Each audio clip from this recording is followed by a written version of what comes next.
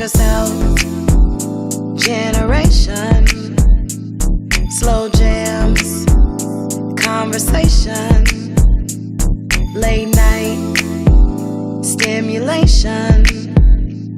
Call in love session. Love session. Monday night.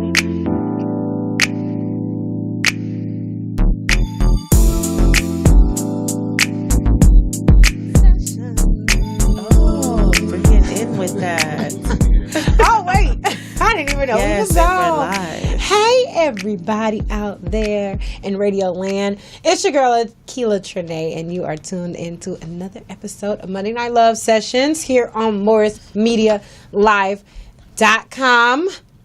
Yes, all of that. If you notice, it's just the two of us. It's just me and Sugarfoot. Tonight, right now, hopefully, Miss Tangi will be joining us. We have a guest that will be calling on the phone. We have another guest in the building. We have an awesome show prepared. But as I do always, we have to get the house cleaning, keeping things out of the way. So Love Sessions is intellectual stimulation. From 10 p.m. to midnight, our conversation is devoted to bridging the conversation gap between men and women as a means to combat the war on relationships. We cover the topics that are often overlooked, unmentioned, and outright taboo to shed light on our insecurities and our idiosyncrasies as a way to humanize the love experience. Tonight, we are actually talking about one of those taboo topics, which is polygamy versus monogamy. And our conversation tonight is definitely going to be real. It's going to be relevant, and hopefully it'll be a little refreshing just to be able to learn and hear about something maybe that you knew nothing about, because I learned a lot this past weekend. You're guaranteed to walk away from this show and all other shows with a greater insight of yourself and the others around you, because at the end of the day, we all echo the same sentiment, y'all, on Instagram land, that we need love. So, class is now in session. I just want to be like her when I grow up. That's it. That's all. Nothing more, nothing less. So, because it's just the two of us, I'm going to kick it to Sugarfoot, and then Sugarfoot going to be like kicking it back to me, and we just going to be kicking it. And kicking it. Just a lot of kicking it. But that's cool, because I like kicking it with Akila. Right. Here, you know? Get that on you. Yeah. Hi. I'm still working on my really cool intro. Like, I really wish I could be like her. Like, I was just telling her that. But, I do want to give a definite shout out to our sponsors, starting with Revision Publishing by the beautiful Akila Trinae. Yes, that would be her. That would be me. As well as our other sponsor, Dear Azuri, which will be here shortly, soon, joining us. Dear Azuri means beauty in Swahili language, which is a movement to encourage women to properly heal from internalized pain and practice healthy communication. You guys can follow them on Instagram at Dear Azuri, which is spelled Uzuri, as well as on Facebook, Dear Azuri, or Tangi's personal page at Tangi Love Yourself, Terry. So definitely check out our sponsors. They are dope, which Akila is also going to talk to you guys about an event that she just did with our sponsor.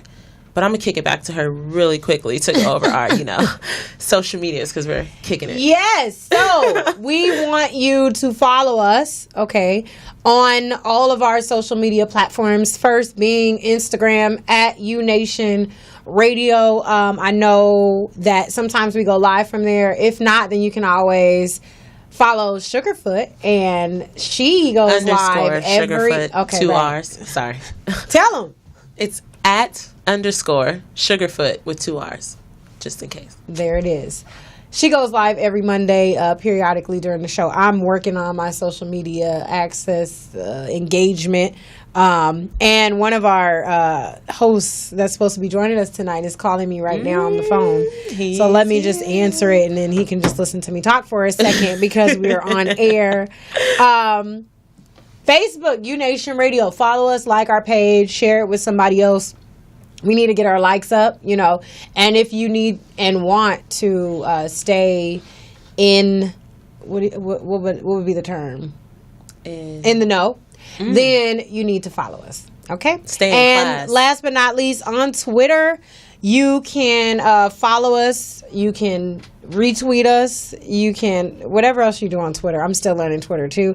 At UNation_radio. And of course, you can email us at unationradio@gmail.com. Nice. There it is. Sugar. Oh, it's back to Sugarfoot because we kicking it, right? Okay. So, also, guys, we want you guys to call in, talk to us, let us know what you guys are thinking about everything that we're talking about, because it does get real here. To make sure, that you guys join the conversation, give us a call at 323-293-3375. Okay. Oh, and you did that. Was that committed from memory, or did you scroll up? No, that's memory. That's all me up there. That's all me. So make sure you guys call in, talk to us, let us know how you feel. Just give us your opinion, whatever. Just make sure you call in, okay? Okay? All right, cool. So, shout out to Detroit and Charles Handy, who are not here, but we're going to keep them in our prayers, and hopefully they are in good spirits.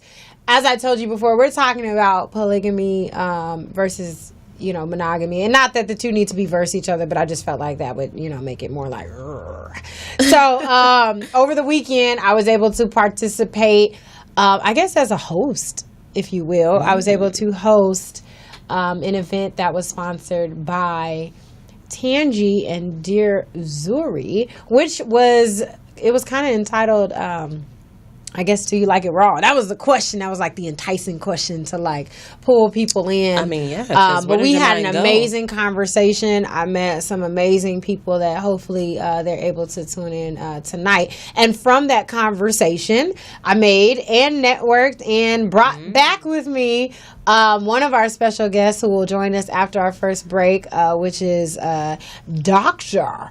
Justin Clarity, and we have who will be joining us on the phone for a phone interview, Dwayne Mooney, and he's going to be able to tell us all about him. And if the last name sounds familiar, it's because it is familiar, right? Because you might have heard of his daddy. Hints. Right, exactly. But Miss Tangi will also be joining us. But what's more important than even all of that is Sugarfoot. On social media, I think it was maybe a month ago. Was it a month ago, the anniversary of what you... It was actually on the 1st of July, which would have been... Wow, it feels like a month ago already. It's 2 weeks ago. 2 weeks ago. This... What is it? Basketball beauty next to me has an amazing story, and I'm just going to let her share it in her own words because, it's just amazing. I always get kind of nervous when I share this story, like a little emotional. Yeah, it's kind of crazy. But basically, July 1st of 2016, I just decided yo, you got to change your life. I was at the biggest weight I had ever been, and it was just uncomfortable, especially coming from a person who is I'm active. I like playing basketball. I like doing things. I have siblings that I want to be a part of. And so I just decided that it was time to change that. You had to turn that around. I would randomly have complications breathing. Really? Even going upstairs, it was it was uncomfortable. I didn't want to do it. Getting up out of bed to go play with my siblings, I didn't want to do that. My throat would start hurting because I'm yo, you can't breathe, And it's this isn't cool. So I decided to go on a weight loss journey. I had to do it for myself.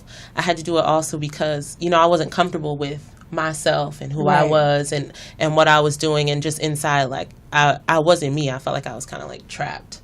So I just did it. I stopped eating meat.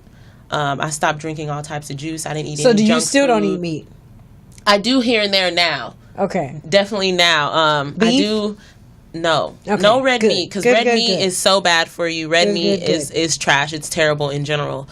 No red meat. I still try to stay away from meat in general. Right. But I do like my salmon and fish and shrimp. But I still try to stay away from that. Definitely the junk food. And I'm at the gym as much as I can be.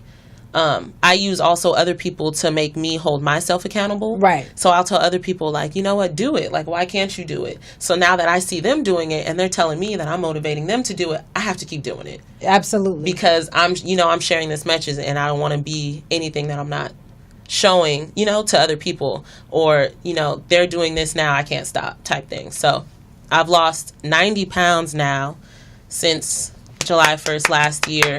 Like, it's crazy. I look at pictures even from a couple months ago and I'm like, yo. Well, I know the picture. To be honest, I was like, who is that girl? I was like, I don't know who that person is. That's crazy. And so when I saw that, and I know that you were talking about it, and I know we had Mr. Van from TMZ here, and he was talking about his weight loss journey, and I just felt like, although he may be, on TMZ and, a low-key celebrity, like, you have the same type of story and motivation. And sometimes, people need to hear, like, okay, even the non-celebrities, the everyday people, go through the same journey. It takes a lot of discipline. It's intense. I won't lie to anybody. The skinny person talking. But, I won't lie to anybody, though. It's intense. Like, you really do fight with what you're going to eat every single day, because you do want to take care. Like, it's not about necessarily the body image, but it's about being healthy. I didn't feel healthy in general. So it was just about my life and wanting to live longer and be happier and do movements and, do all those kind of things. So the hardest part is starting, though.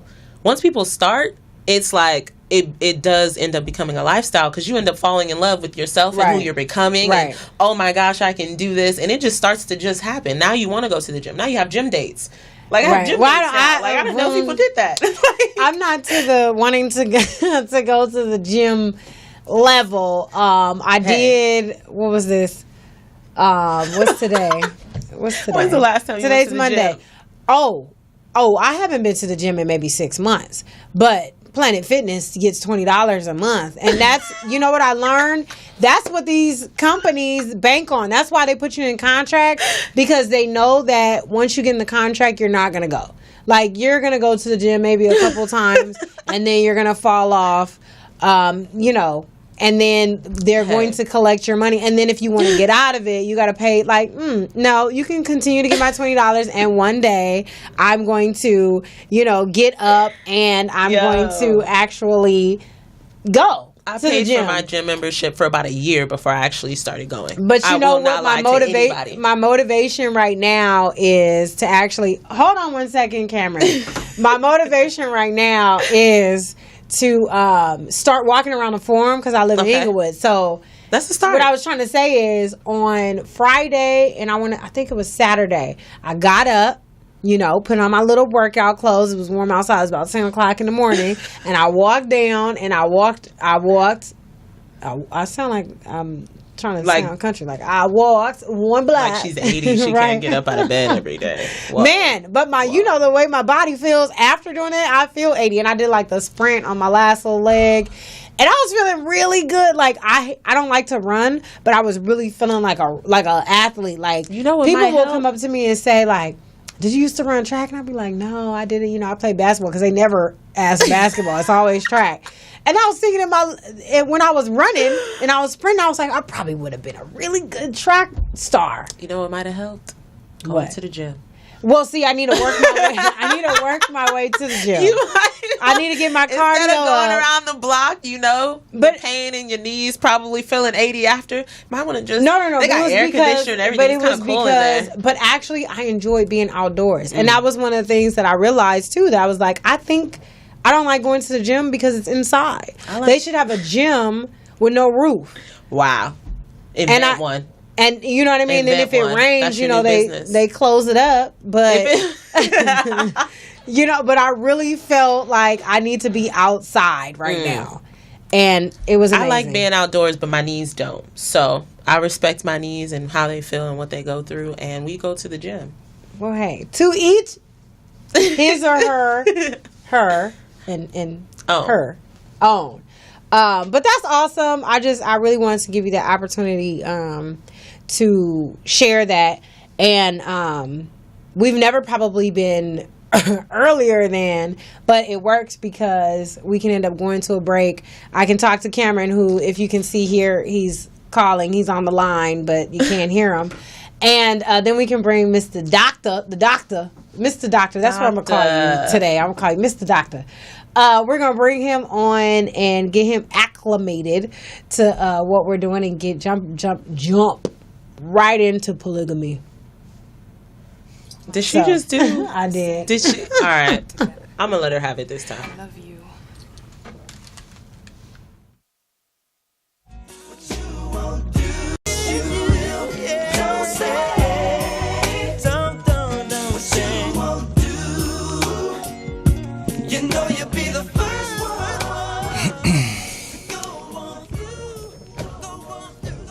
All right. We are back again. It's your girl, Akila Trene, and you are tuned into Love Sessions. We have right here joining us Mr. Doctor Justin Clarity. And he was actually one of the guests at the event that I was the host for, that Dear Zuri sponsored this past Saturday, July 15th, and it was an amazing event, and the subject topic of that event was polygamy. And one of the things that I wanted to definitely do tonight is to continue the conversation, because I thought that it was one that was very insightful, one that most people don't talk about often or at all. I know I don't hear people talking about it, and I know in the specific circles I know that I'm in, as far as just, being Christian, that a lot of people don't talk about it at all, of course. But what I thought that was very profound was just some of the just concepts and just some of the thought processes and practices that one of the panelists, who will be calling in probably very soon, Dwayne Mooney, had. And you'll see for yourself. So if you're just tuning in with us, we definitely recommend and request that you call in 323-293-3375 to join the conversation. And if you're on social media, if you want to post some of your comments, if you can post your comments online, if you have questions that you want to ask, we'll definitely read and ask them. But of course, we want your voice to be heard. So just tune in, continue watching, and welcome Thank you. the show. If you can just first kind of just tell, come on, Cameron, come on in. We have an old familiar face. I don't know if some of you have been with us since 2014. I think that's when you joined us. Mr. Cameron David came by to sit in and join us. We know Mr. Charles Handy and Detroit are not here, so we'll get to Cam in a minute. He's going to jump in and chime in. He has no problem with that. So, Dr. Clarity, what's going on? If you can introduce yourself and let the people know kind of, how you are involved in this polyamorous conversation. Cool. Yeah, so I'm Dr. Justin Clarity.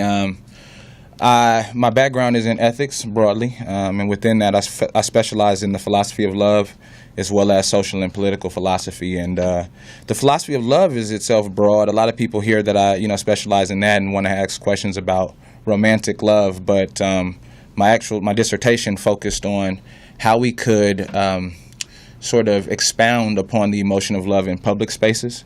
And so it's called civic tenderness, where I focus on vulnerability and things like that. But as far as polyamory goes, it's something that I began looking into maybe about 4 years ago, over the course of, asking questions about what is right and what is wrong as it pertains to romantic relationships, romantic dating, and whether or not I could uncover some moral principle that ruled out the possibility of polyamory.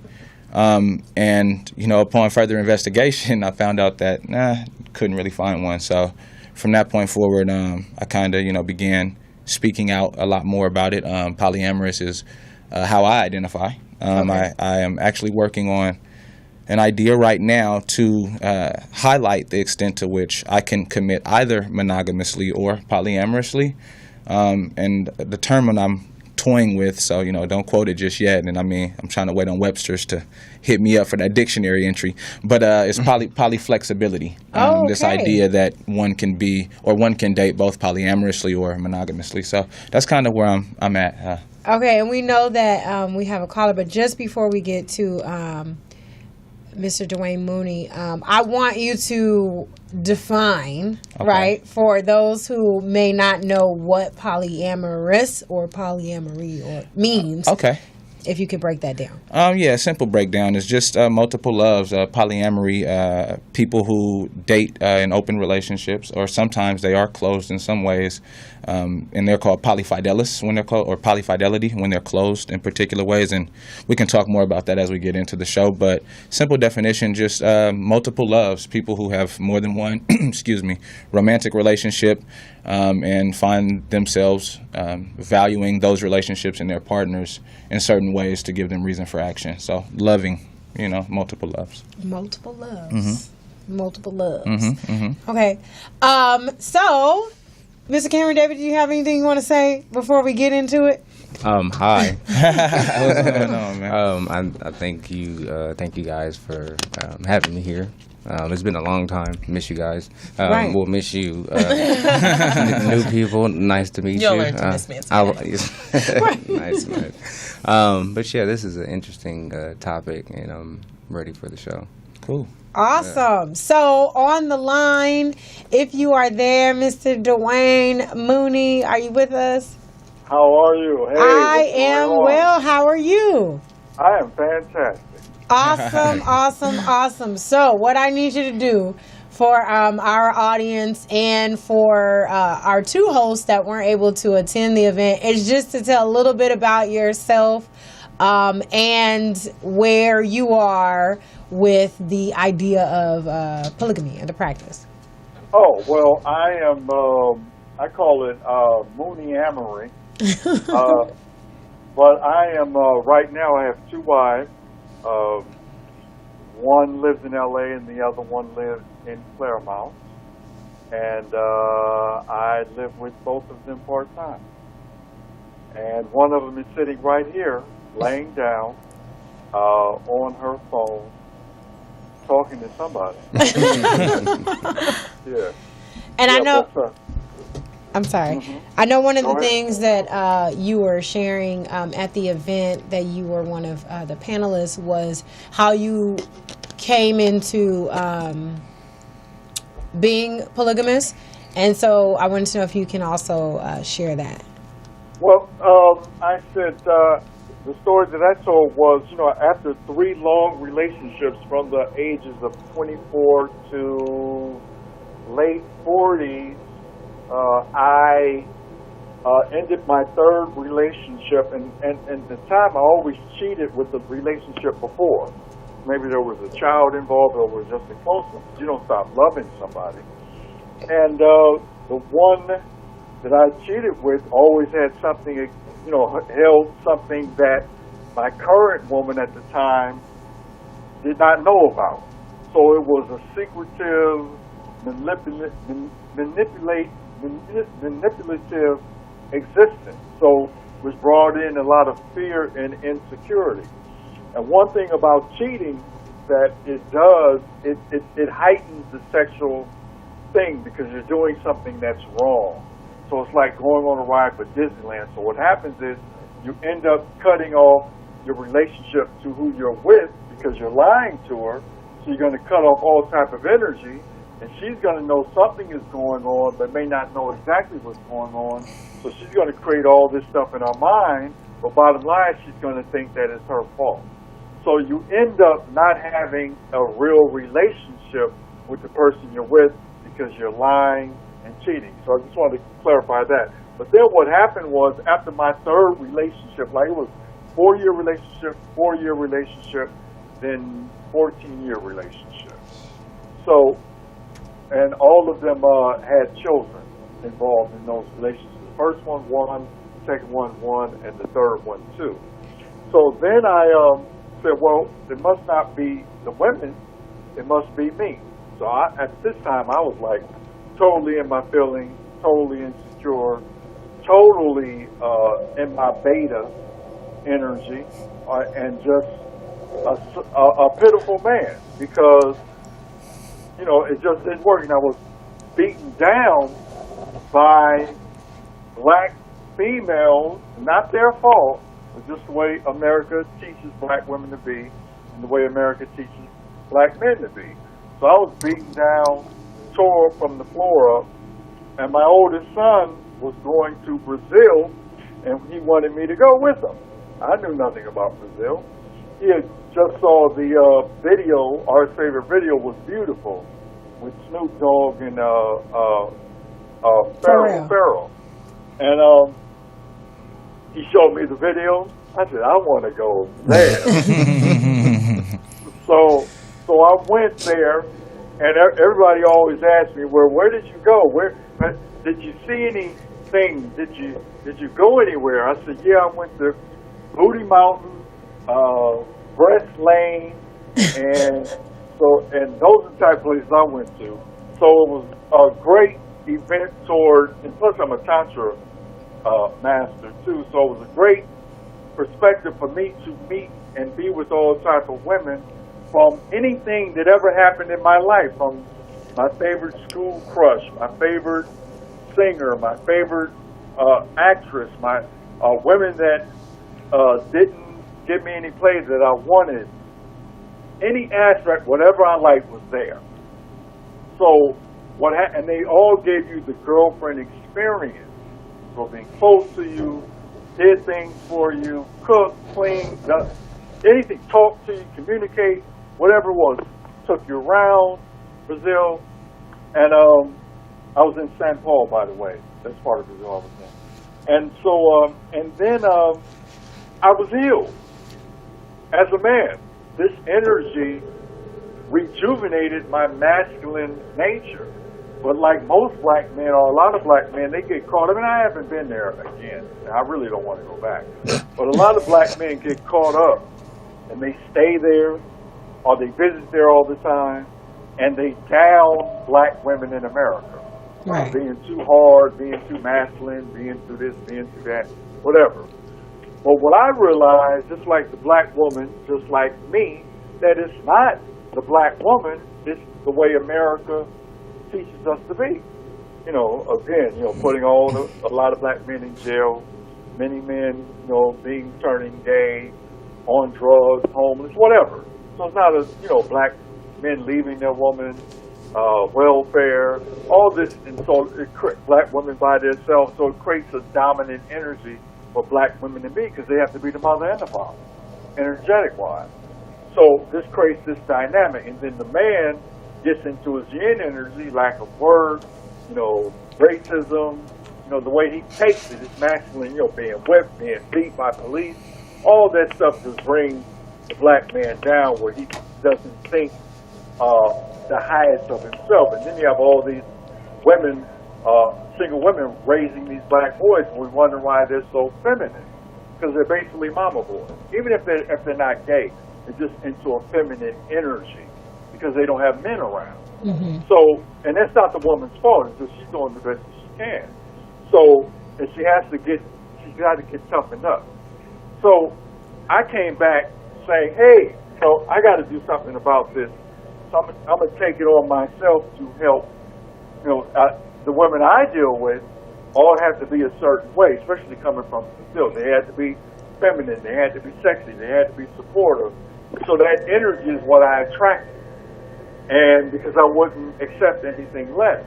And when I got with the main woman that I got with first, who I eventually married, I told her it was going to be other women. But through that relationship, of course, when we got married, she changed. So I went back to the lying and blah, blah, blah, and she found out, and she was the kind of woman who always, searched all behind my stuff, went through my wallet, went through my phone, all that computer, all that stuff, so you always found out. And I wasn't, ashamed of it. I just wasn't telling you. It seemed like your feelings would be hurt. Because you knew what I was about. So it wasn't like I was in guilt or feeling bad. So we got counseling, polyamorous, polygamous counseling, and we both came of age.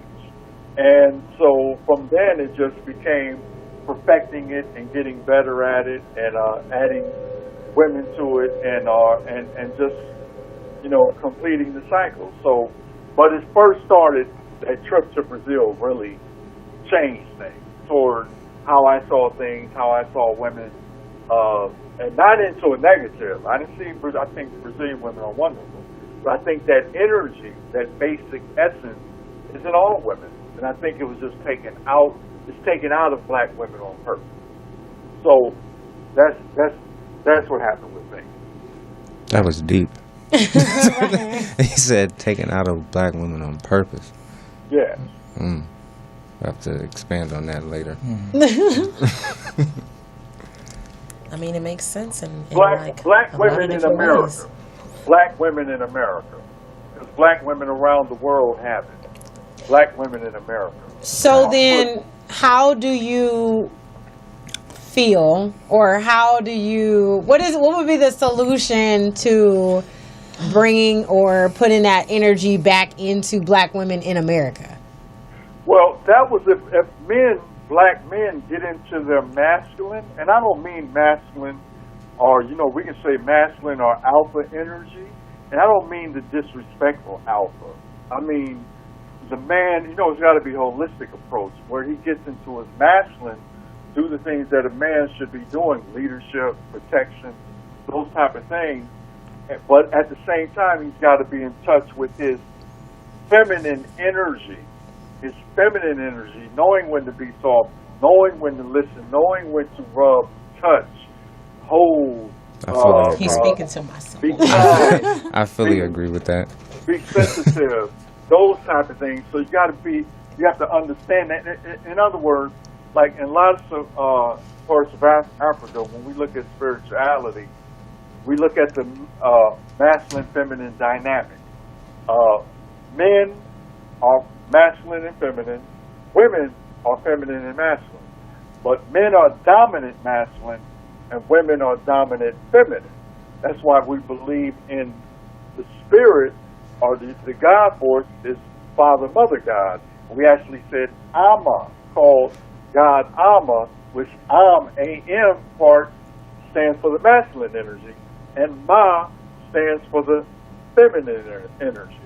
So, but we have to have balance. And what happens in America is flipped, where that's why we see the men, it started with the pants hanging off the butt. Now then it's skinny jeans. Now the pants is hanging off past the butt, they're down to the lower thighs, the back of the thighs. And now brothers is putting on dresses. So we just seeing, you know, and saying this is cute.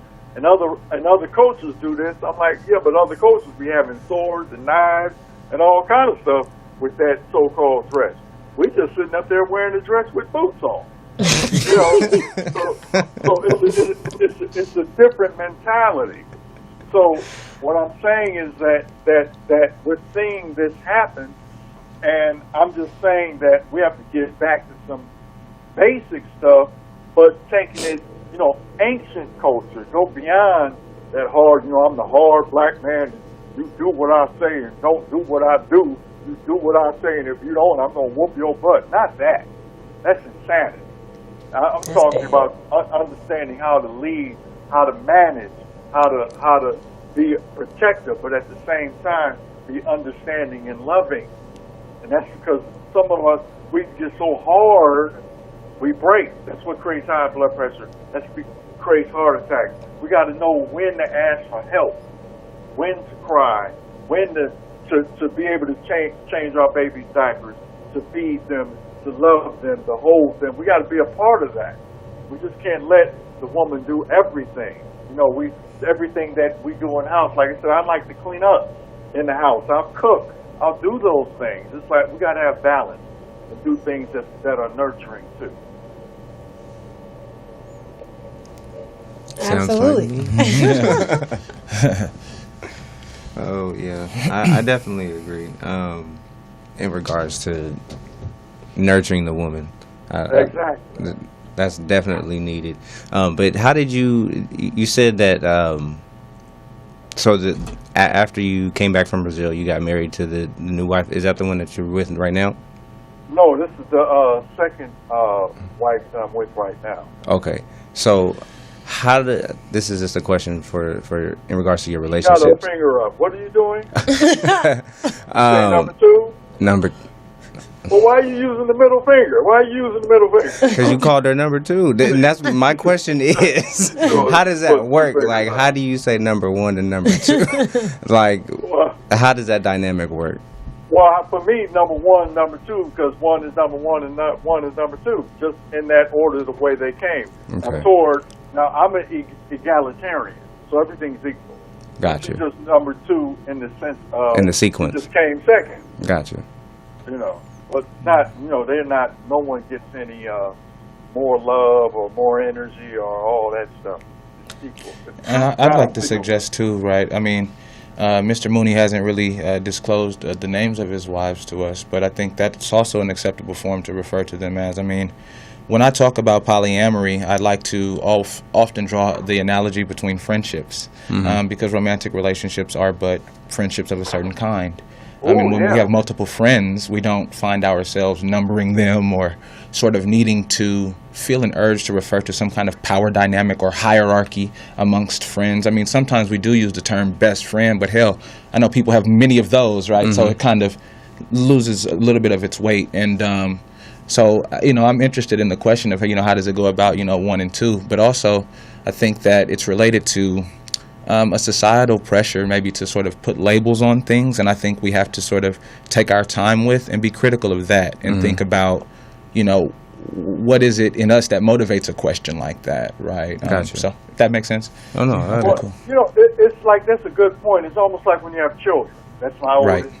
That's my youngest. That's my middle child. Basically, that's number one. That's number two. That's number three.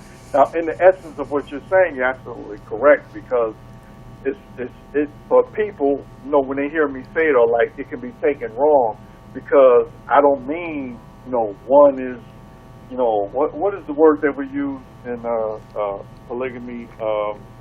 Where basically I'm like I said, I'm Monogamy, but I understand some of the polygamous concepts. But my primary. It's like, what your does primary. that really mean? You say my primary. It's like, Mm-hmm. no one is really. I don't have a primary. Mm-hmm. So and if I did, that could change on by week.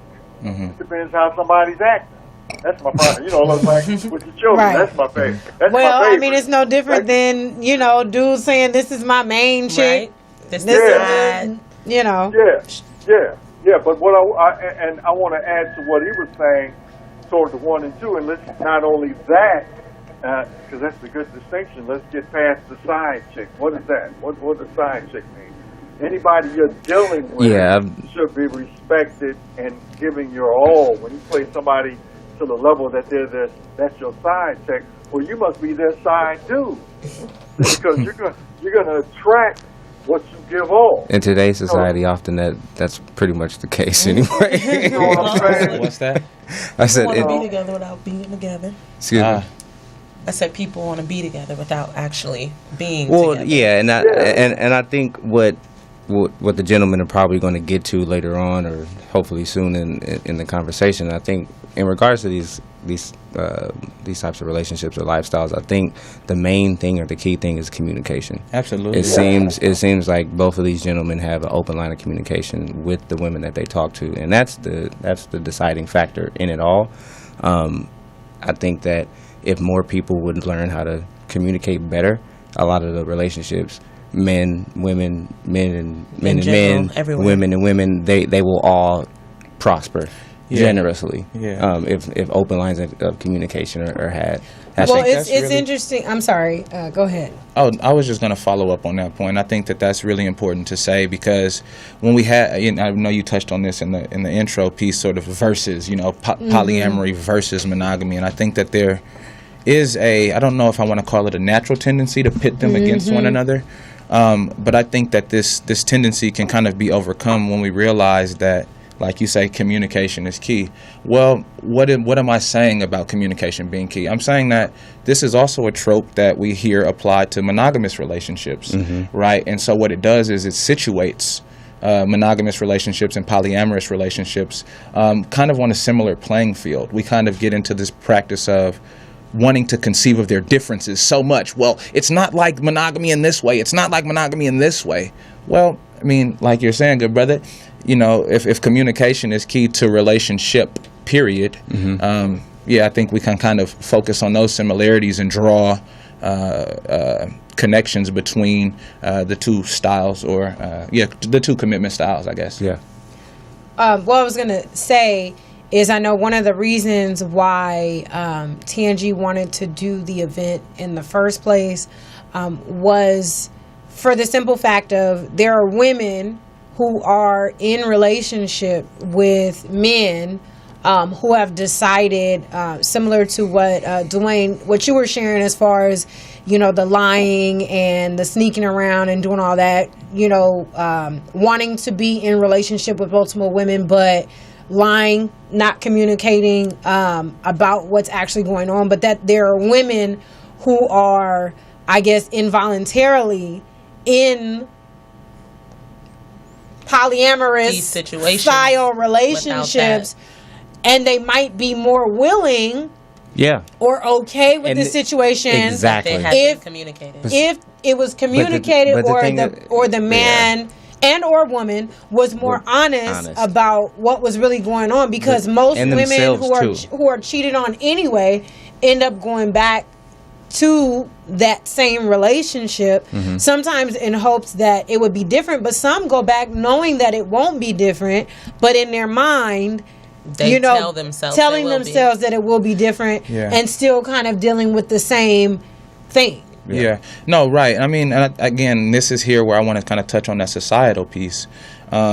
So lying is a big deal, sort of like in monogamous relationships and just in relationships, period, depending on, I guess, who the person is. I mean, I guess some people have more integrity than others, and that's a good thing. But, so for me, with my studies, right, I said I didn't really study polyamory until about maybe 4 years ago.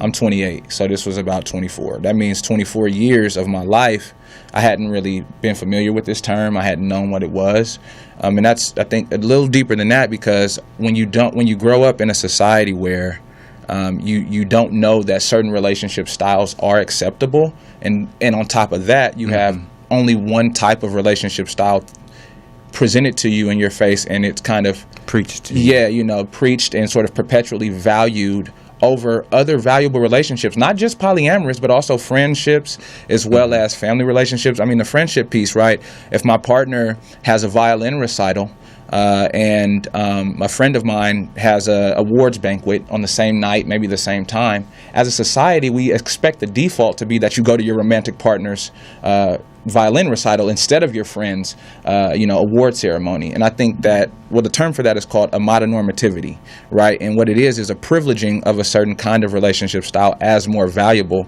when in reality, for some people, their friendships are or can be more valuable than their romantic relationships, especially when the friendship has been long-standing and maybe the romantic relationship is one that has just started, for instance. And so, when you're not really taught that you can go about dating this way and it's also acceptable, I think that it does generate a certain kind of pressure to present yourself in relationships maybe less honest than you might have otherwise if the society was arranged a little bit differently. Yeah.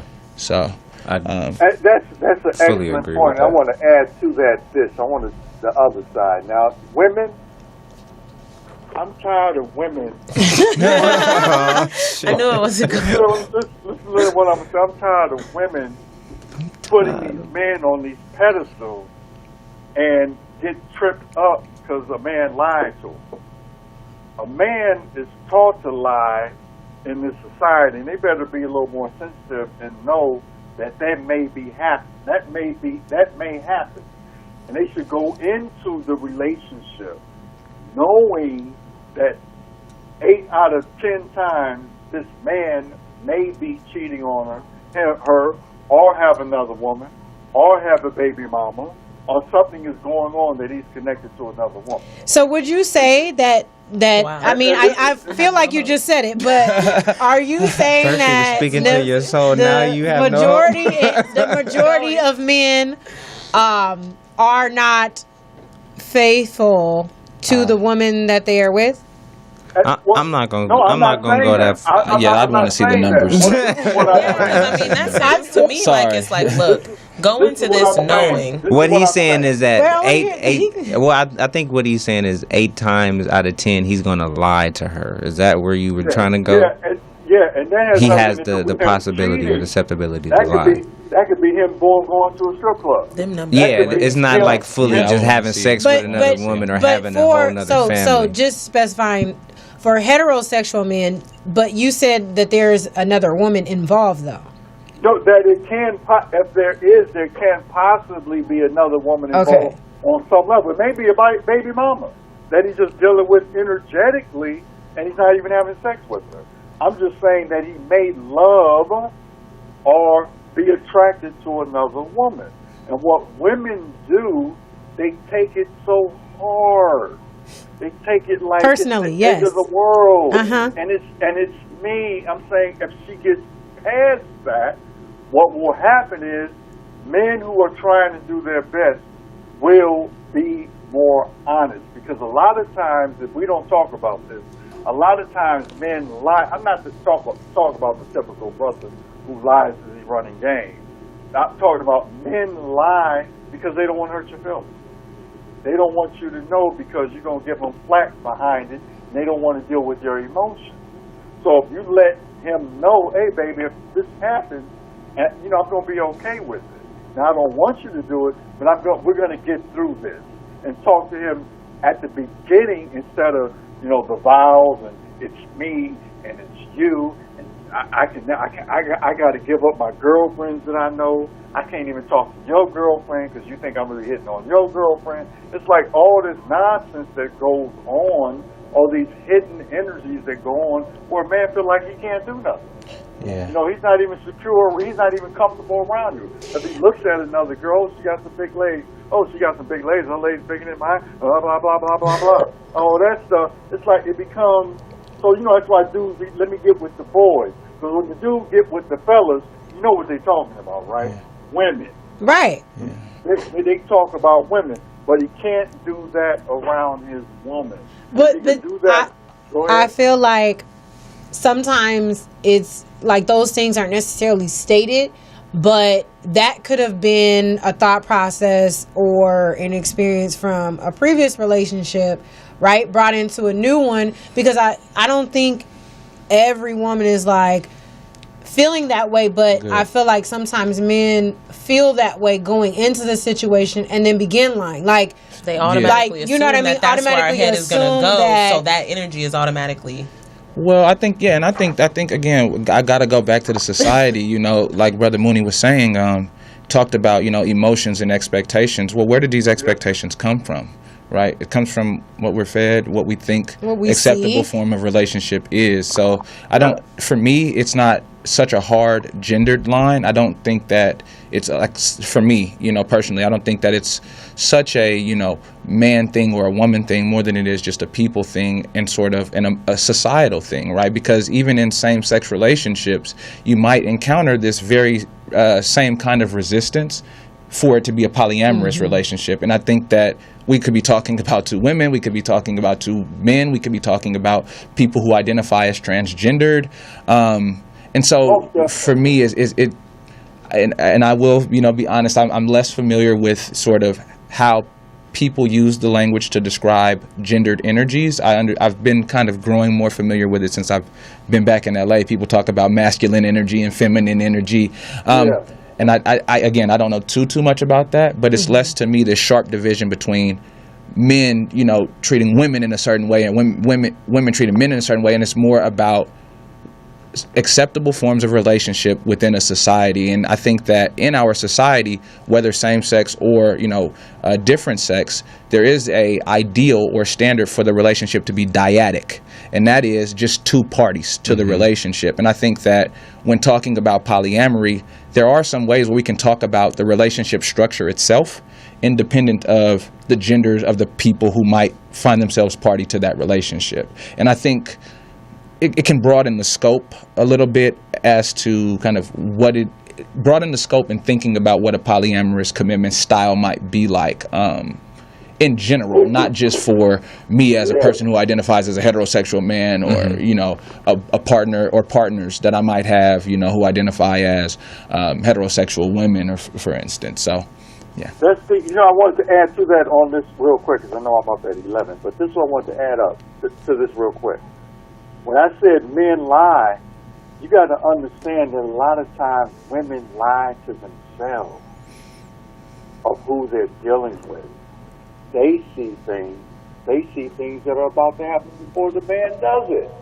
But they be in denial too. That's why somebody said before, that's why communication is so important, and to bring everything up front. And you said something, the female who was just talking, you said something, yeah, what's your name? You know what your name is. Akila. You said something, yeah. But you said something was very important, was based on communication. And you talked about communication. That's got to be very clear and upfront, and let's start telling the truth. But what you said is something that they were dealing with in another relationship. Let's go farther than that. A lot of people are dealing with the way they were raised and what their mother told them and what they saw their father do. They say a lot of things that they get caught up into what's supposed to happen, and somebody is talking to the baby mama in a loving way because you saw your daddy talk to his ex, or he was cheating with her. It'd be a whole lot of triggers that come up that a lot of times have nothing to do with the situation. So that's why communication is so important. Well, I think a lot of times women internalize things that happen that have nothing to do with us at all, but because, and I don't want to call it society, but just maybe just the way you were raised, or what comes natural to you, what's been natured or nurtured in you comes up, and then even sometimes women may not know why they're reacting in certain ways or why certain things bother them so much. And as you mentioned the word about triggers, that again, certain things may have happened at some point during their adolescent or developmental stages that they didn't really realize that was happening, and then something happens later on in adult life, it triggers an emotion, it triggers a reaction. And as much as I would like to say, you know, freedom and do what you like and don't worry about this, and you know, not be emotional, but the reality is that I'm an emotional being. Women are emotional beings. Men are emotional beings, and sometimes you cannot help the reaction that you have as much as you would like for it to be another way. So women do sometimes lie to themselves or justify or convince themselves of certain things to be able to still be present in a relationship that maybe they shouldn't be in. Denial. But you know, it's almost like a survival thing. Like denial is survival, to be able to maintain this relationship so that you can be loved and or have this you know, relationship with people, when if you were to not do that, then you might deal more with, you know, the emotional breakdowns and outbreaks. And just communicate. They got to communicate with self. I think people in general, just like he was about to say, really need to also like reality check themselves when things like this happen. Go back and really see like what happened that did make you react to that, or are you just blaming them for that in this situation? This triggered you to do this because obviously there was something that happened, whether it's a previous boyfriend or like you said in your childhood, father, whatever, that has put this insecurity or this seed in you that made you overreact to what this is or whatever the case may be. But they don't always self-check themselves, like, was it really them, or was it, you know, was it me? Was it something that happened to me and I just overreacted? It just wasn't what that was, and I took it that way. But it's hard, and I think that's hard to get to a place, especially when you're talking about romantic relationships, because with women who I've been involved with in the past, you know, when some of my partners start to feel this way, where do they go to, you know, ask questions? In a lot of cases, it's their homegirls, and they have these conversations with their homegirls. And where do you get there? Oftentimes, you get sort of the reinforcement of these default tropes. Well, like, girl, you're supposed to be feeling like this, or boy, you're supposed to be feeling like this. And so, you know, even in trying to, engage in that process of self-discovery of oneself.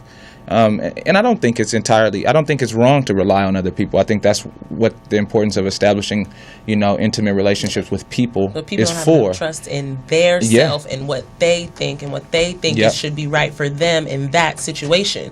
Because your homegirls aren't walking in this situation with you. They're not feeling what you feel. They're not dealing with this man or this woman, whoever that case may Absolutely. be. So that's the issue. They're going to people who don't know who they're really dealing with. Right. So they're giving you the advice off of, well, I'm your friend, so look, you shouldn't be going through this. But your friend probably reacted a completely different way to this man, or said something to this man that made this man do what he did, or this woman do what she did, or whatever the case may be. Right. So it's like, how can you really... Point, but I'm going to stop you because you're getting into it. Okay. And I want, because we're going to go into a break, but before we go to the break, Mr. Mooney, if you can share, I know you have a book that is available. Last thoughts before we go to our break. Okay, first of all, the book. You can order it. It's a book called Sacred Man, How to Love, Heal, and Manage Multiple Women. And manage is not a negative, and it'll be explained in the book. But you can go to polyamorysupport.com, polyamorysupport.com, and order Sacred Man. It's a great book. And last comment, say that I believe that polyamory, poly is excellent, and it will help our social fabric in the black community, and it will help and create real community, because everyone will be connected and everyone will get a chance to be loved. And that doesn't mean sexual, just connected without the jealousies, and loving and building and supporting. And that's what we need. Yeah. And it starts with love.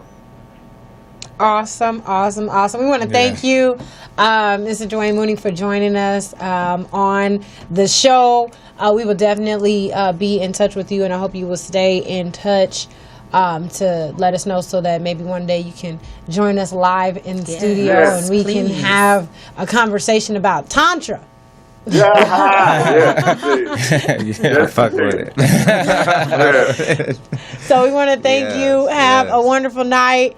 And give your wives our love. Yes, Well, both of them equally. I'm having a Right. Hey, everybody out there. Hey. We don't know what to say. Well, have Peace and blessings, everybody. Peace. all right. Well, Love. we Yeah, thank peace and you. You have an awesome night, and Please. we are going to go to a break.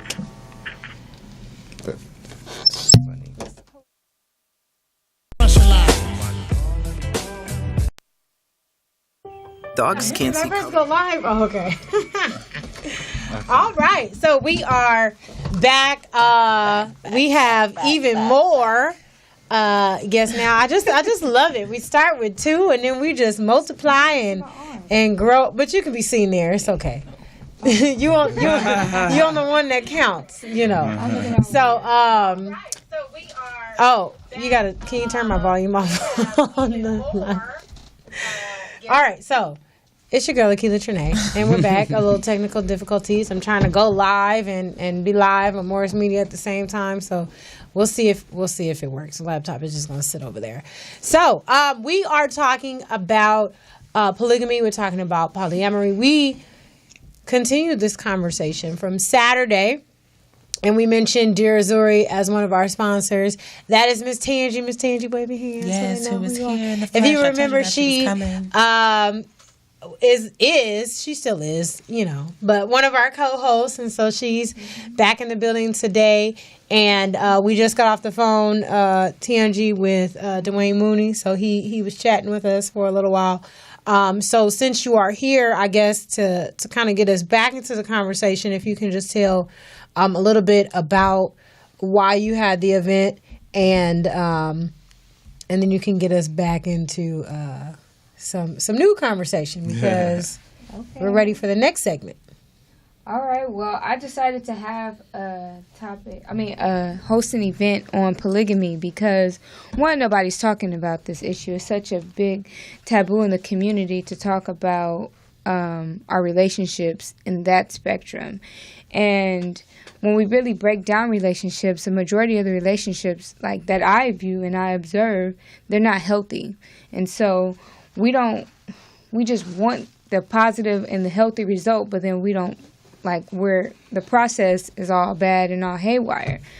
So I took a look at polygamy and I was just like, well, where's all this cheating coming from? Like, what's the natural desire of a man? And is that the real reason why there's so many divided households and why it seems so tough for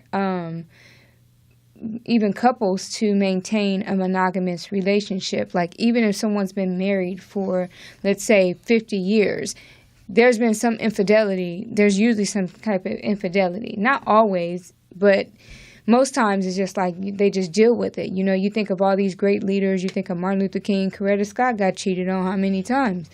You know, so it's just we don't think about it, but it's in our face. So it was time to host something that's, you know, and put it in our face. Thought-provoking. Mm-hmm. In your face. And that it Maybe was. that's what I'm gonna title it. And what the next one? Yeah, probably so. I think that would be a good title, and she'll talk about that before we get out of here.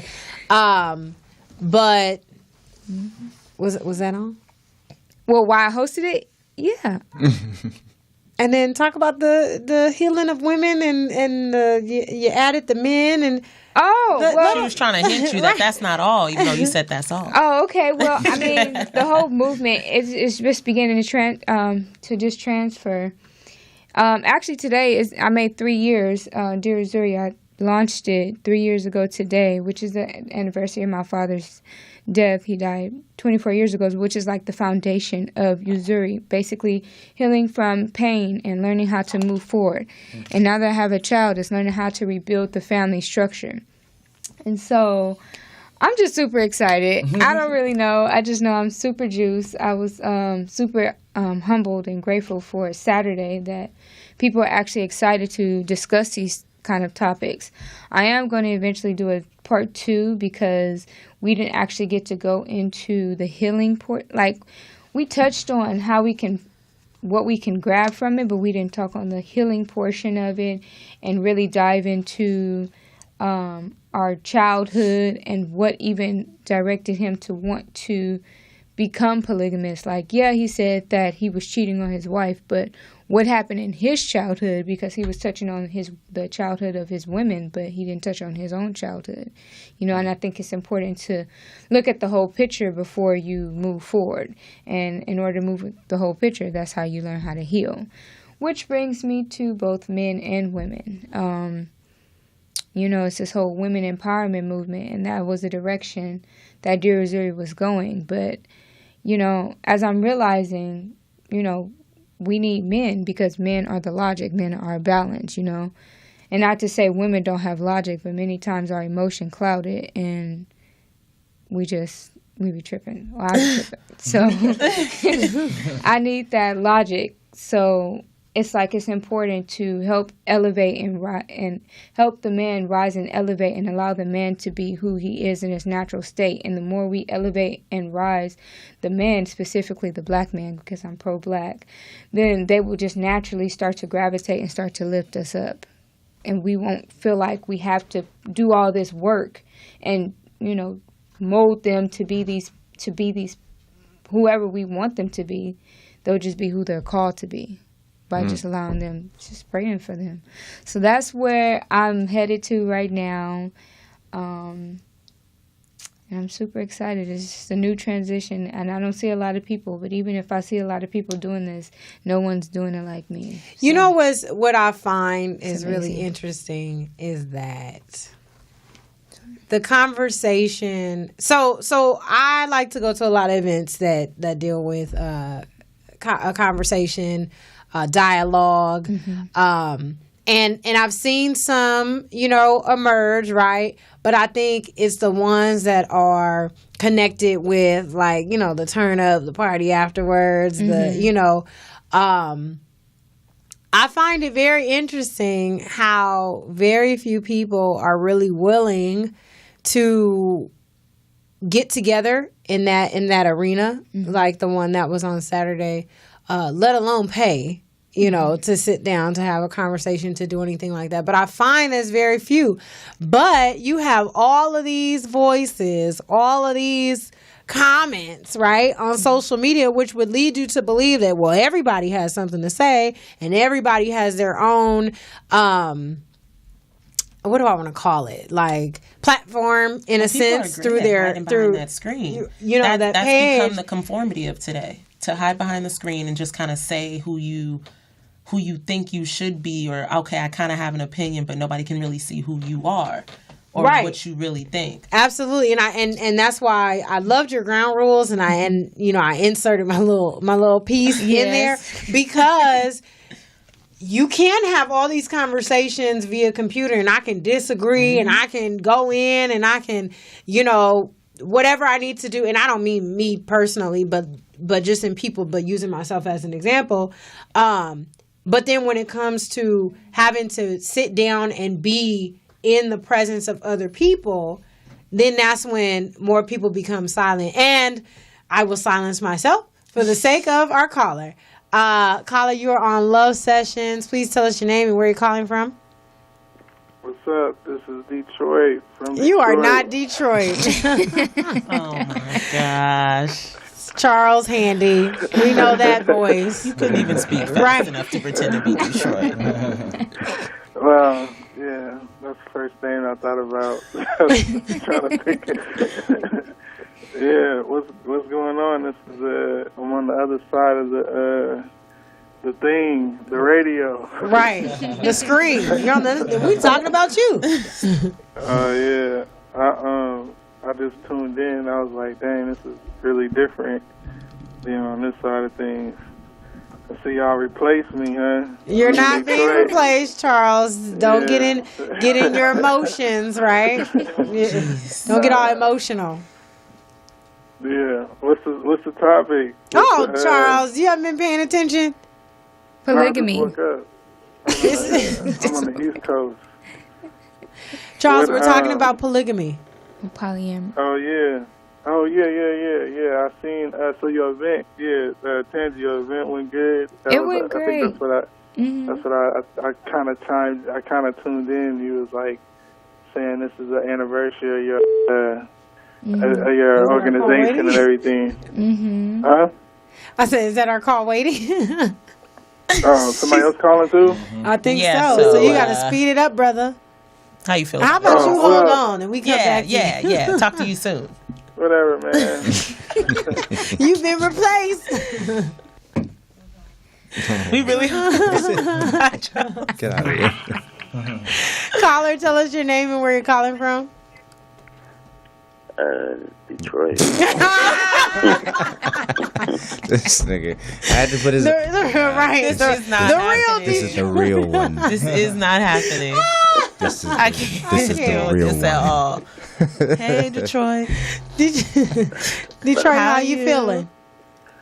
I'm alright. Did you just wake up? Right. Y'all not here because y'all sleep? Y'all need to get a break? I know Tangi's there. Yeah. Right.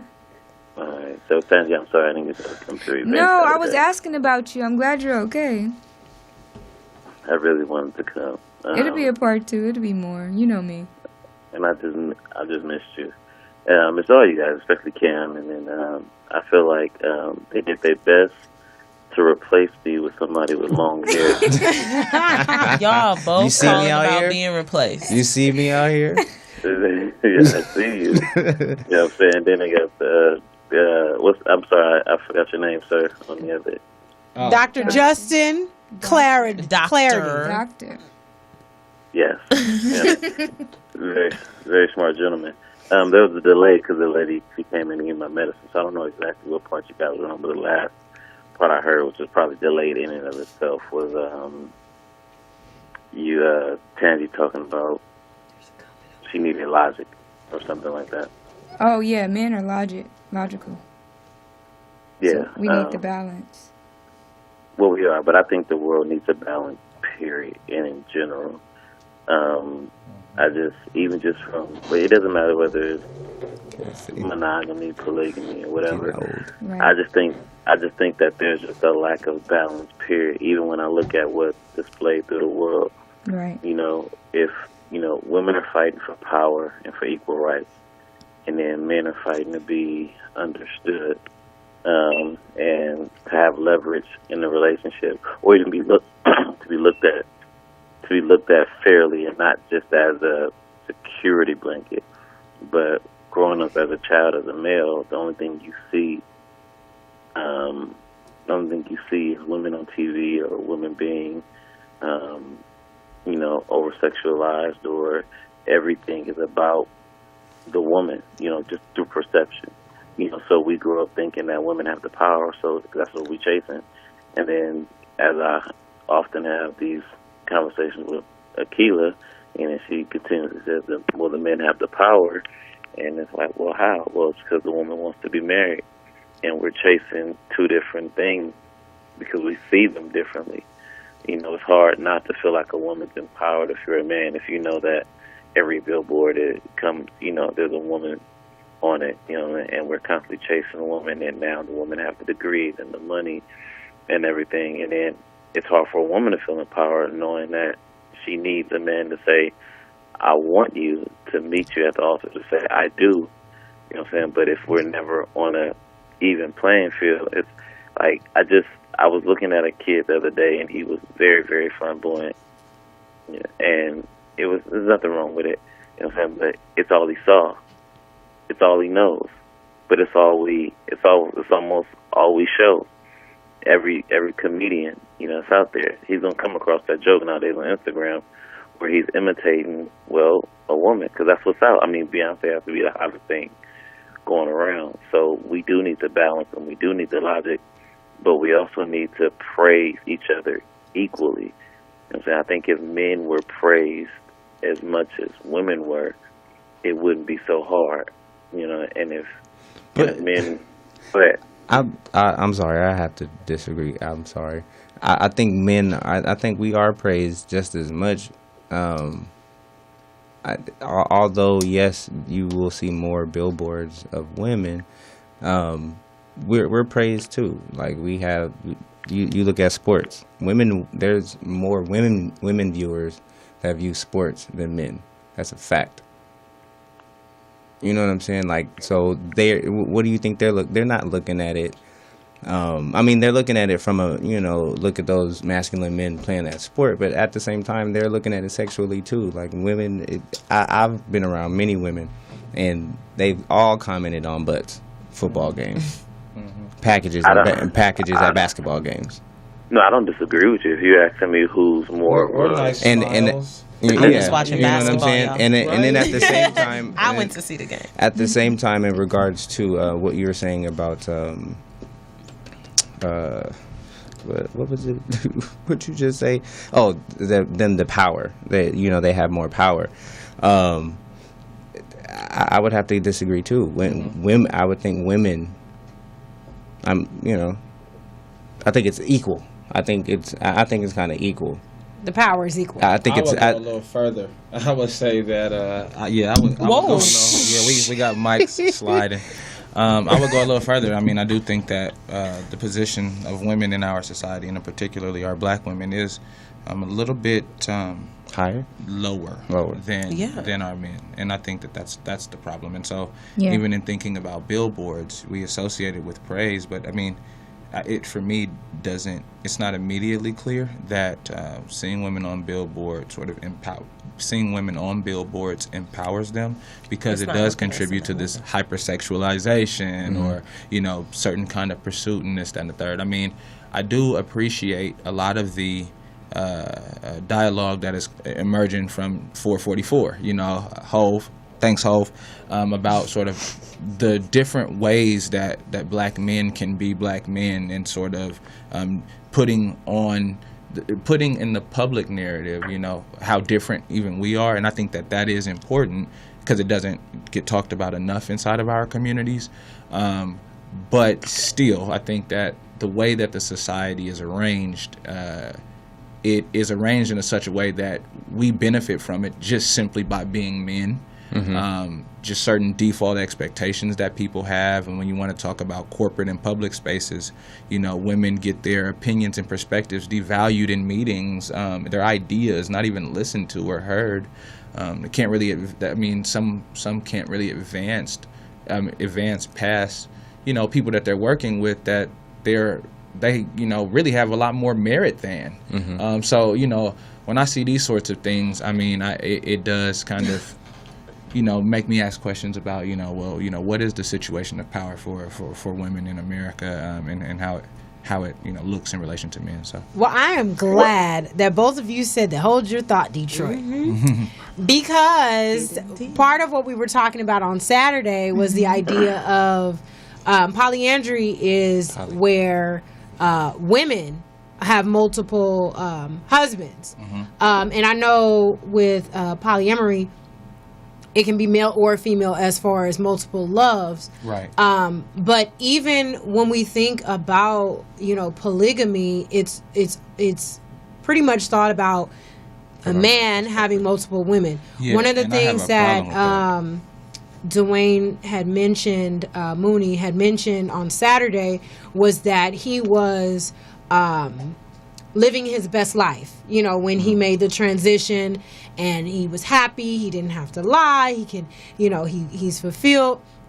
He did also mention that, and he mentioned on the phone as well, that he had to kind of bring, you know, his wife into kind of like into the fold, like, you know, to get her comfortable with it. And through the just very, very minimal research that I did, I found that it wasn't necessarily a lot of women who were fully satisfied and are happy in that dynamic. And I think that by default, again, with in my opinion, as far as men having power, we go back to what essentially makes the man happy. If you look at a lot of books out there, you have a lot of women who are trying to, you know, be the best this or be the best that, to get to the man's heart, to be able to, how to find, you know, become a wife, how to, you know, all of this stuff that's geared towards, again, women to be at a certain standard, at their best, at whatever they need to be in order to be found, pursued by, you know, a man. There are not a lot of books about men finding out how to get to the hearts and the souls and catering to women. I did appreciate when Dwayne was speaking how he mentioned about, because I'm sure it's a very large role to cater to multiple women, but not in the sense of being a player, like I don't care about you and you, I'm just getting what I need to get. But I believe in his situation, he's literally like, no, I need to give to all of these different women to make sure that all of them are getting what they need. But that's not, we go back to society, that's not really the way that it is. So it's harder for a woman to grasp and or join this polyamorous party, because at the end of the day, what it seems like is that the woman, again, at the end of the day, is getting the short end of the stick and has to conform to a situation just so that she is not the odd woman out. She doesn't have to be the woman who's single and by herself and all of that. Yeah, no, I think that's I think that's really dope. I mean, I think that's important. So, it's been about 2 years since I read this paper that I have in mind, but I remember reading this paper 2 years ago that actually said, you know, as far as openly reporting polyamorous unions go, most of them are comprised with one woman and multiple male partners. And so I always bring that point up because I think that it's interesting that the default we go to is that, you know, polyamory is associated with one man with all of these women.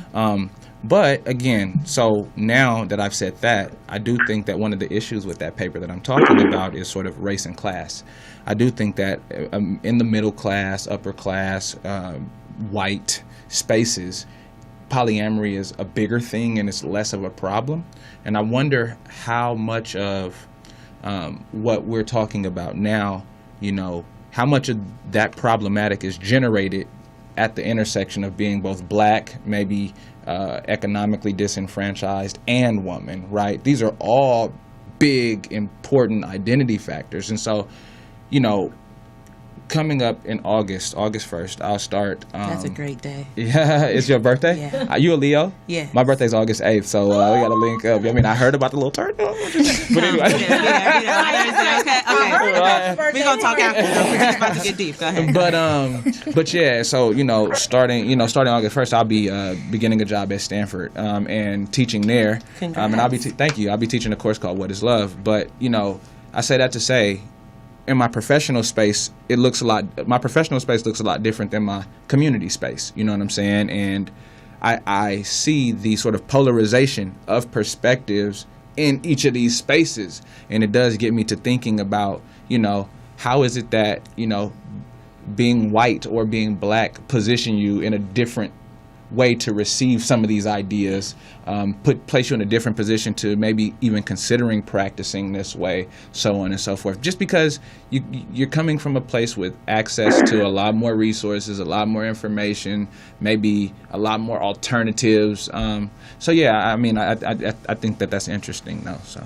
Here's well, to tie a bow in the whole situation, that was kind of what I was talking about with the perception. Because my whole gist of what I was saying is coming back to what's better, polyamorous versus monogamy, and it's all about perception, not about the actuality and what's true, not about the fact that women have a smaller voice and they don't have as much power as men do in the world, period. We know that to be a fact, but it's about what's perceived, and that's why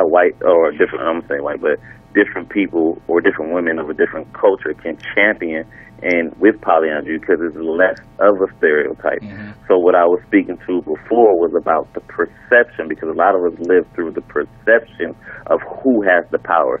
It's a balance. If you want to talk about what's perceived, then both parties have equal balance, as Cam was saying. Through perception, they do. Because we're all fighting for the same thing. I'm saying she has it, and then he's saying she has it. So it's pretty much the same thing. She's trying to be the best to be pursued. He's trying to be the strongest to be accepted.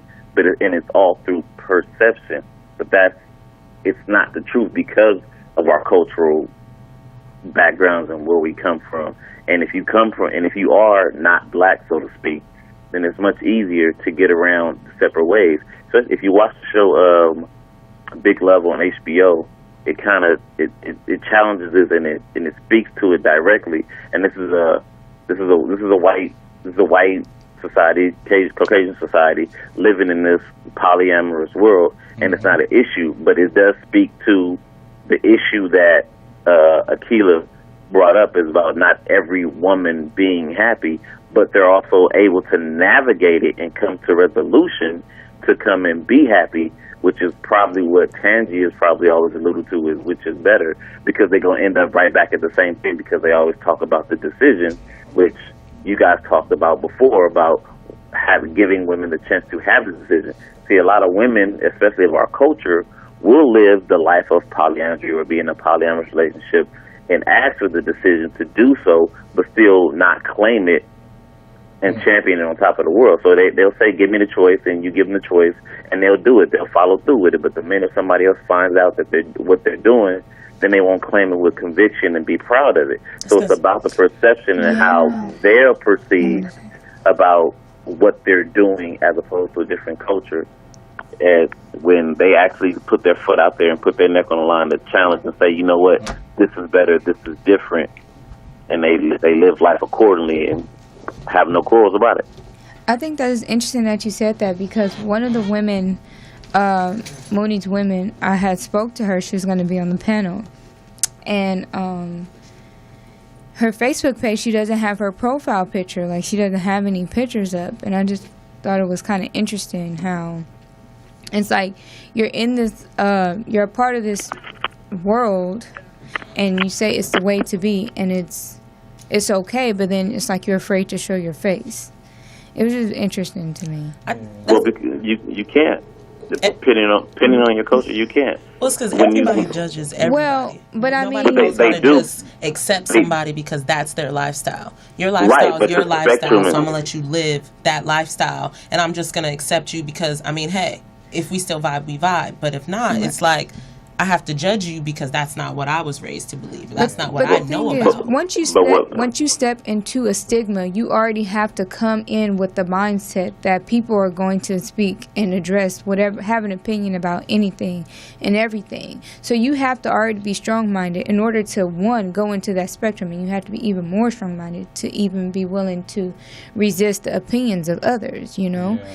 And if you're not strong-willed enough to resist the opinions of others, and what are you doing? But you I don't know, think- like you're not confident in what you're really doing. Yeah, no, I feel you. But I think I hear that, and I think I just want to really be sensitive to the fact that it can be really hard to not be susceptible to the opinions of others, because we all do have friends, we all do have family members, we all do have we don't all have church friends and family, but some of us do, you know what I mean?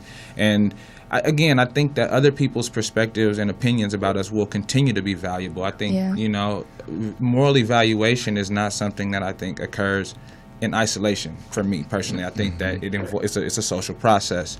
So, yes, everybody judges everybody, and everybody will continue to judge everybody.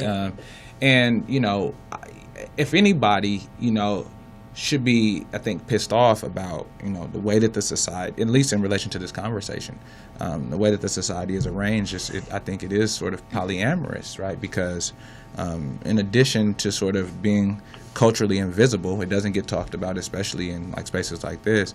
They're systemically excluded from the institution of marriage, which, as we know, is tied to like actual political benefits, right? Tax breaks, tax break, but visitation, rights. Rights.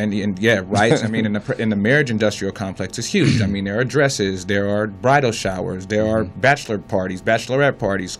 Clubs have packages you can get, right, for your bachelorette party, like bottle service, Everybody's it stands to make a profit off of that, and I think that, so I'm tied back to the point about perspectives of others. Polyamorists are being systemically excluded from this institution, right? And that's, I think, one layer of oppression.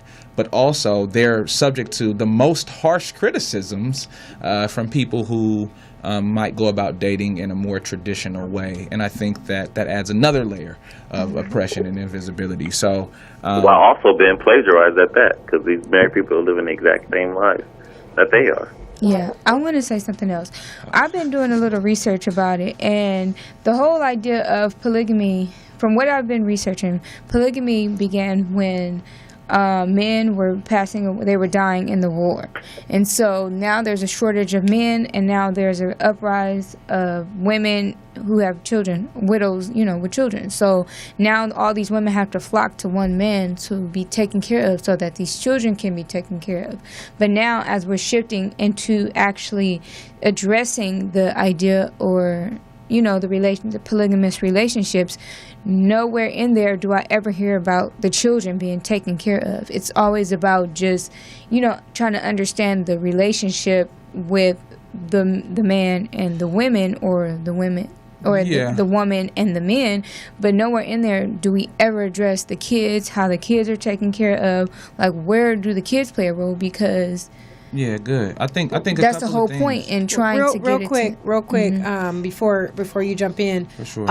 Detroit, I want to clear the line just so because we kind of cut Charles off just in case, because I think he wants to share something. So I want to give him an opportunity to call back if he can. Thank you. Get well. Thank you. And then and no, I'm not poly. Everybody's been. Look, you ain't got to worry about my perception. You ain't got a lot of kids. Be who you are. All right. Yeah, have a good night, man. All right, man. Good night, man. Yeah, I think that's important, right? Where do the kids come in? I mean, I think that, not in some polyamorous relationships, there are no children present. Right. And I think that we have, again, sort of community-wide tropes that we could use to explain the role of, the role of children in polyamorous relationships. Even in monogamous dyadic relationships, we still hang on to the saying, it takes a village, right? It takes a village to raise a child. Another, colloquial term for some kinds of polyamorous relationships are called urban tribes. And I think that within these urban tribes, you get a lot more of this communitarian approach to child raising. And I think that can be just as beneficial. I and I guess I say that to say, I in general don't think that the brunt of child raising, even in monogamous dyadic relationships, should fall only on the biological mother and biological father, or, the legal mother and father as well. I think that it always involves a grandmother, an uncle, sibling. your sibling, right? Cousins. I don't ever think that it's just, literally, because where your parents, did they go to work? Where are you then, right? What does your socialization process look like there? So yeah, I don't know. Okay, caller. Yo, it's Detroit again. No, I was hitting you up because I thought it was an interesting combo, and basically the article or the Quran, it breaks down and it basically says like you can technically have, not technically, you can have as many wives as you can afford, basically, and that's kind of what I always looked at it as. I know in my heart of hearts, I know I'm a Christian, but I know that a lot of times, really the reality is that it says you can afford as many wives as you can afford, but at the same time, it says that you're not gonna be able to treat them the same. So, in a relationship, like reality is that if you don't have it's like not even just money, monetarily treating them the same, but also like time and all that stuff. And to me, when I think about that, I just realize that that's that the multiple wives kind of relationship is definitely something that I don't see how that I don't see how those relationships could exist, and monetarily it can, but then also physically every wife, I don't see every wife in those scenarios feeling as equal to every single other wife, and I mean it's possible, but those are highly difficult situations. But I just thought it was interesting because it always did stick out to me as far as the Quran goes, and it just breaks it down. It says that you can have as many as you can afford. If you can afford 4, then you can have that. But if you can't, then it just says like just only choose one. And I think that that's a good way to look at it, especially for people that are looking into those things. That your time, especially when you start having kids with people, like that time is just a real difficult thing to balance, let alone the checkbook, Well, I mean, I think too, I think that's deep. I think that's a really good perspective. And I would say here, yes, it's true that you can't divide your time equally. There are some people who actually have arrangements where they try their earnest, to do so. But it goes back to what I like to, draw the analogy between friends. We have a bunch of friends, and we don't spend equal amounts of time with them, and it's not problematic in those spaces. So, yes, we won't maybe not be able to treat all of our romantic partners the same when we're talking about polyamory or something like that. But again, the question for me would be, why is there an expectation that is what it should be like? Well, I mean, I imagine twins don't even get raised the same when there are more than one children in the household.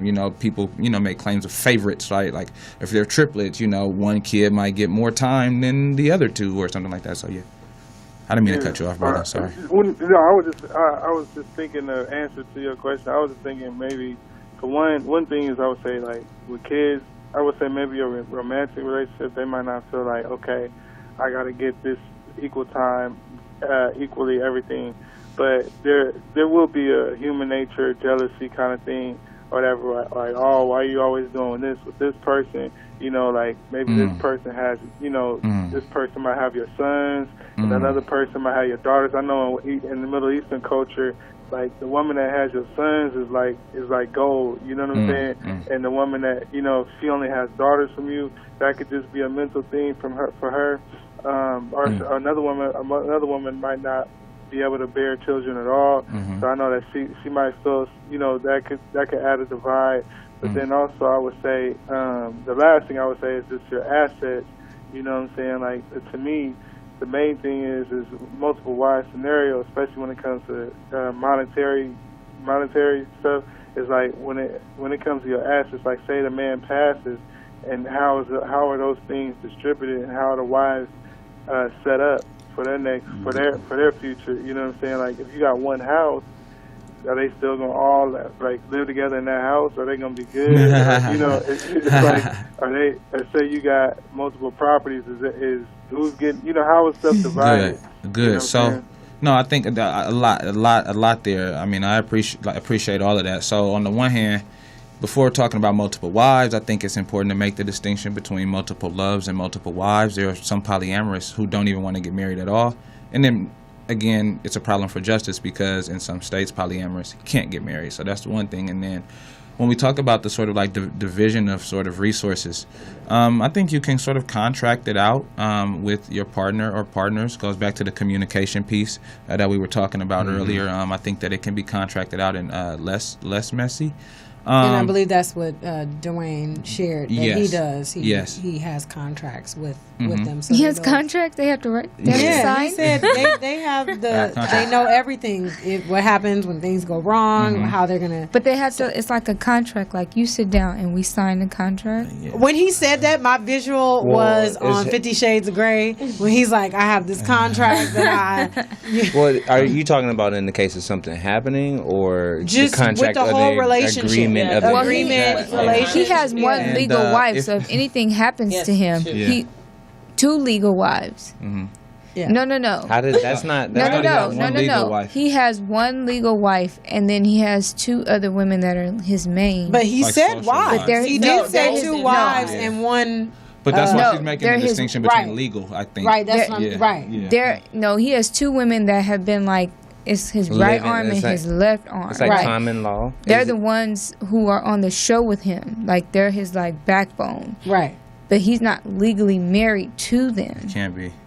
Because I was thinking because it's not legal in California. Yeah. So he's been legally married to his first wife for, like, 14 years. That's number one. And then he, eventually connected with these other two. Well, it's and then now he, like, because they all get treated with high standard, he just considers him. He respects, like, he showed, that's his way of showing respect, like, you're my wife. I want to offer this controversy. Okay. So the institution of marriage, and this is what I believe, and this is what I stand by, was designed for a man and a woman, right? And it's honored by God and all of that, right? So we put that here. I understand this idea of other loves, other types of relationships, and all of that. So what my thing is, why try to change what is set as an institution of marriage? Why not then go after, as you said, the political or the justice side of things in, this is the fight to be able to have certain, I don't want to say rights, but benefits and access privileges to certain things to be able to function in that, because you don't want, the typical standard marriage. You want what you have. So why not have that? Why not create that? Why not then go after the creation of whatever it is that new thing is going to be? Because just as you said, to me, if you tell me this is my wife, that's my wife, then that's your wife and that's your wife. You know what I'm saying? The only thing that makes the difference or the change is the fact that what you said, the justice part, which is not legal. But in his mind, those are his two wives, because he didn't say this is not my wife. You get what I'm saying? And this is the girlfriend. Yeah. And they believe that they may be the wife or whatever. And so if that's what it is, and that's what it is. But now what we really want is not the institutional man-woman marriage nuclear family situation. We want the justice to be able to do what we want, love how we love, have what we want to have, and be recognized on equal value as people who are married. And I think that is the piece. So there's a couple pieces. I don't think that the institution of marriage is an essential thing like that.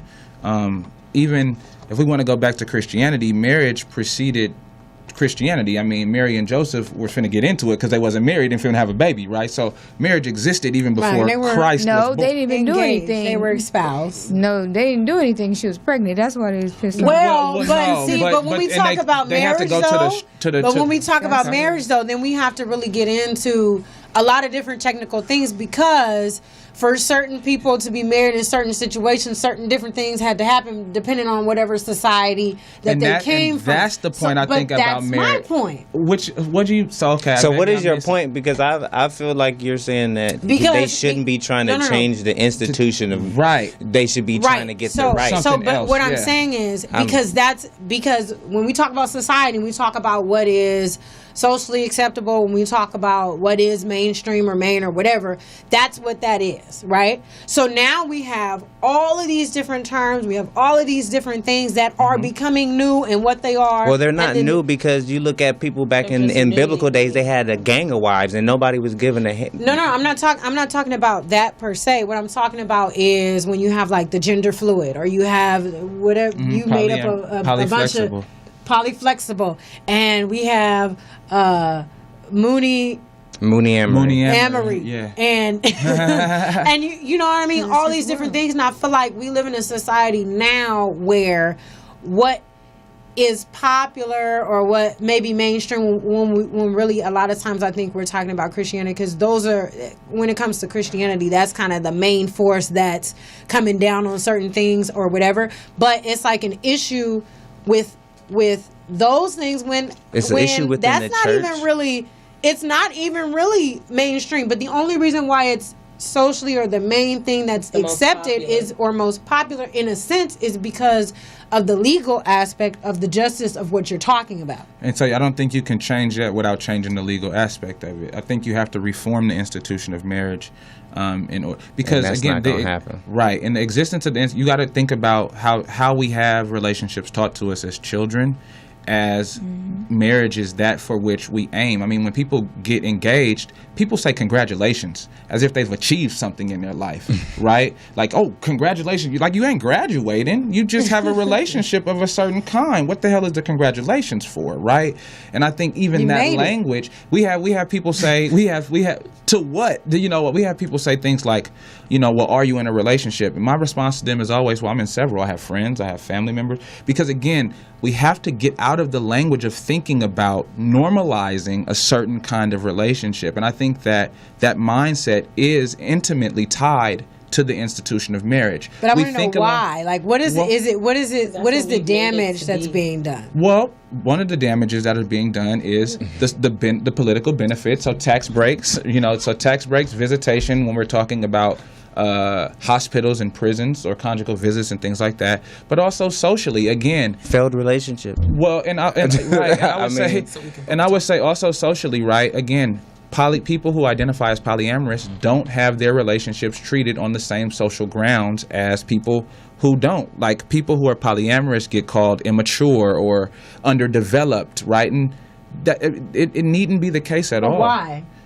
Why are they called that? Again, because I think that we exist within a society that has normalized a certain kind of thinking. I think that people think that it's normal to date one person, and like you said, if heterosexually, right? I think the word I'd prefer is heteronormativity, because it's not really essential or true.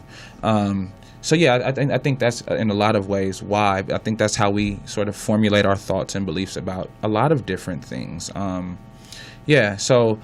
And again, it's so pervasive. It's Disney movies. Again, it's how we're taught about sex in schools, how we're taught about relationships in schools. It's the relationships we see growing up. I think it's our participation in certain theological belief systems, right? I mean, depending upon what religion you are, I think all of these things will shape how you come to view somebody who might identify as polyamorous. And I think that the more you uncover these dimensions of the problem, the deeper you can kind of see the extent to which people who identify as polyamorous are in fact oppressed. There's so many different forces that they have to fight against just to exist as themselves in the space that they occupy. And I don't think that that's fair. As black people, we fight for the right to exist as we are in the spaces that we occupy, i.e. Black Lives Matter, right? Well, if that's true, right, so do, black polys or just polys in general, right? I don't know if you guys, were familiar with Sammy Sosa, but he did the whole skin bleaching thing and stuff like that, which I think is we could talk about that.